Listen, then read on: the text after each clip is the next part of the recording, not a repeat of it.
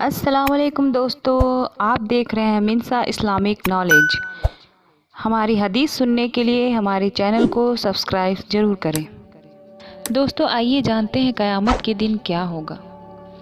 قرآن اور سنت سے یہ بات ثابت ہے کہ جب ایک شخص فوت ہوتا ہے تو اسے اپنے ہر چھوٹے بڑے گناہ کا حساب دینا ہوتا ہے جو اس نے اس دنیا میں کیے، چاہے وہ خیر کا کام ہو یا برا کام۔ اسے نیک اعمال کے لیے جزائے خیر دیا جائے گا اور برے کاموں کے لیے سزا دیا جائے گا۔ پھر قیامت کے دن بھی اسے اپنے اعمال کا حساب کتاب دینا پڑے گا، چاہے وہ چھوٹے اعمال ہوں یا بڑے۔ اس کے باوجود کہ اس سے قبر میں سوال ہو چکا ہے، سب سے پہلی جس چیز کی پوچھ ہوگی وہ ہوگی اس کی نماز کے بارے میں۔ ابو ہریرہ رضی اللہ تعالی عنہ سے روایت ہے کہ رسول صلی اللہ علیہ وسلم نے فرمایا، اعمال میں سب سے پہلی چیز جس کے بارے میں قیامت میں سوال ہوگا وہ ہوگی نماز۔ اللہ تعالیٰ فرشتوں سے فرمائے گا جبکہ اسے سب سے زیادہ علم ہوگا، میرے بندے کی نماز دیکھو، کیا وہ مکمل ہے یا اس میں کمی ہے؟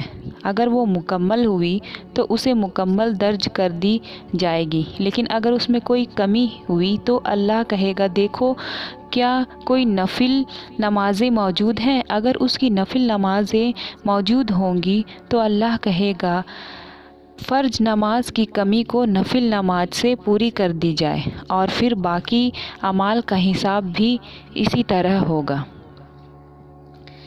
حضرت انس بن مالک رضی اللہ تعالیٰ عنہ فرماتے ہیں کہ رسول صلی اللہ علیہ وسلم نے ارشاد فرمایا، جب قیامت کا دن ہوگا لوگ ایک دوسرے کے پاس بھاگے بھاگے پھریں گے، چنانچہ حضرت آدم علیہ السلام کے پاس جائیں گے اور ان سے عرض کریں گے آپ اپنے رب سے ہماری شفاعت کر دیجئے۔ وہ فرمائیں گے میں اس کا اہل نہیں، تم ابراہیم علیہ السلام کے پاس جاؤ، وہ اللہ تعالیٰ کے دوست ہیں۔ یہ ان کے پاس جائیں گے، وہ فرمائیں گے میں اس کا اہل نہیں، لیکن تم موسیٰ علیہ السلام کے پاس جاؤ، وہ کلیم اللہ ہیں، یعنی اللہ تعالیٰ سے باتیں کرنے والے ہیں۔ یہ ان کے پاس جائیں گے، وہ بھی فرمائیں گے میں اس کا اہل نہیں، لیکن تم عیسیٰ علیہ السلام کے پاس جاؤ، روح اللہ اور کلمۃ اللہ ہیں۔ یہ ان کے پاس جائیں گے، وہ بھی فرمائیں گے میں اس کا اہل نہیں، البتہ تم حضرت محمد صلی اللہ علیہ وسلم کے پاس جاؤ۔ چنانچہ وہ لوگ میرے پاس آئیں گے، میں کہوں گا بہت اچھا، شفاعت کا حق مجھے حاصل ہے۔ اس کے بعد میں اپنے رب سے اجازت مانگوں گا، مجھے اجازت مل جائے گی، اور اللہ تعالیٰ میرے دل میں اپنی ایسی تعریفیں ڈالیں گے جو اس وقت مجھے نہیں آتی۔ میں ان کلمات کے ساتھ اللہ تعالیٰ کی تعریف کروں گا اور سجدہ میں گر جاؤں گا۔ ارشاد ہوگا محمد صلی اللہ علیہ وسلم سر اٹھاؤ، کہو تمہاری بات مانی جائے گی، مانگو ملے گا، شفاعت کرو قبول کی جائے گی۔ میں عرض کروں گا یا رب میری امت یعنی میری امت کو بخش دیجئے۔ مجھ سے کہا جائے گا جاؤ، جس کے دل میں جو کے دانے کے برابر بھی ایمان ہو اسے بھی جہنم سے نکال لو۔ میں جاؤں گا اور حکم کی تعمیل کروں گا، واپس آ کر پھر انہی کلمات کے ساتھ اللہ تعالیٰ کی تعریف کروں گا اور سجدہ میں گر جاؤں گا۔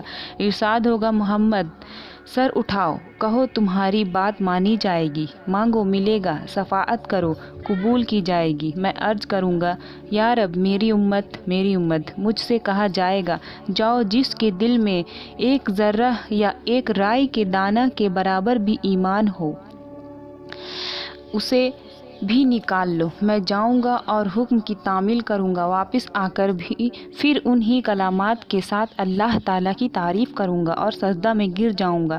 ارشاد ہوگا محمد صلی اللہ علیہ وسلم سر اٹھاؤ، کہو تمہاری بات مانی جائے گی، مانگو ملے گا، شفاعت کرو قبول کی جائے گی۔ میں عرض کروں گا یا رب میری امت۔ مجھ سے کہا جائے گا جاؤ، جس کے دل میں ایک رائی کے دانے سے کم تر ایمان ہوا اسے بھی نکال لو۔ میں جاؤں گا اور حکم کی تعمیل کر کے چوتھی مرتبہ واپس آؤں گا اور پھر انہی کلمات کے ساتھ اللہ تعالیٰ کی تعریف کروں گا۔ ارشاد ہوا محمد सल्लल्लाहु अलैहि वसल्लम, सर उठाओ, कहो तुम्हारी बात मानी जाएगी, मांगो मिलेगा, शफाअत करो कबूल की जाएगी। मैं अर्ज करूँगा मेरे रब मुझे उनके निकालने की भी इजाज़त दे दीजिए जिन्होंने कलमा ला इलाहा इल्लल्लाह पढ़ा हुआ हो। अल्लाह ताला इरशाद फरमाएंगे, मेरी इज़्ज़त की कसम, मेरे बुलंद मर्तबे की कसम, मेरी बड़ाई की कसम और मेरी बुज़ुर्गी की कसम, जिन्होंने ये कलमा पढ़ लिया है उन्हें तो मैं ज़रूर जहन्नम से खुद निकाल लूँगा।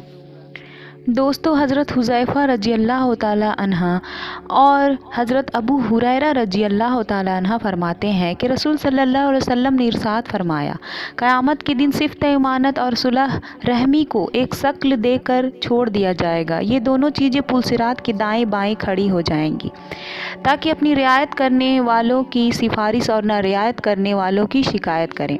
तुम्हारा पहला काफ़िला पुलसिरात से बिजली की तरह तेज़ी के साथ गुजर जाएगा।